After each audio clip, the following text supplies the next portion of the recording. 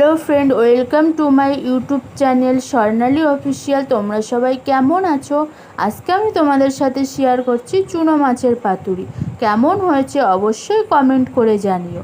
প্রথমে মাছগুলো কেটে ধুয়ে পরিষ্কার করে নিয়েছি। তারপরে একে একে পেঁয়াজ কুচি, লঙ্কা কুচি, টমেটো কুচি, একটা আলু কুচি, একটু আদা রসুন বাটা, পরিমাণ মতো লবণ, হলুদ, একটু লঙ্কার গুঁড়ো, একটু জিরের গুঁড়ো, সামান্য চিনি দিয়ে মাছগুলোর সাথে সর্ষের তেল দিয়ে ভালোভাবে মাখিয়ে নিয়েছি।